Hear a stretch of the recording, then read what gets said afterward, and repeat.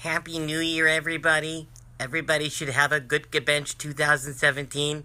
It is time for another episode of Gimme Some Torah.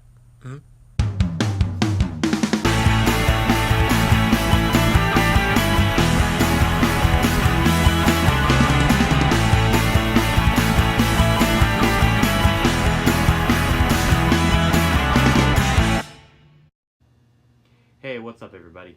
The Torah portion this week is Vayigash, and today we're going to look at Genesis, chapter 45, verses 1 through 3. This is when Joseph finally reveals his true identity to his brothers, who have come to the land of Egypt to buy food from the man they think is the viceroy of the nation. At the moment of his big reveal, Joseph says, "I am Joseph. Is my father still alive?" And the Torah goes on to say that his brothers were unable to answer because they were dumbfounded. Rashi, in his commentary, says that they were rendered speechless because they were deeply ashamed of what they had done. Anyone who has experienced significant shame knows that such an emotion can indeed impair or confiscate the power of human speech. In the Talmud, we read that Rabbi Elazar would cry every time he would read verse 45:3. Weeping, he would say to himself, Joseph's brothers were unable to withstand the power of a human rebuke. So how will we be able to survive the rebuke of the Holy One? Now, you may be wondering where exactly Joseph rebuked or criticized his brothers in any way. Rabbi Baruch Epstein, also known as the Torah Temima, an early 20th century scholar, says that the simple question, "Is my father still alive?"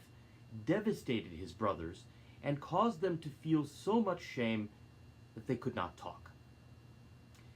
There are 2 points that I would like to make about this verse.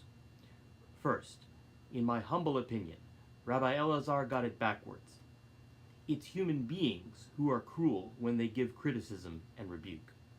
God, as we learn in Exodus, is compassionate and gracious, slow to anger, abounding in kindness and faithfulness, extending kindness to the 1,000th generation, forgiving iniquity, transgression, and sin.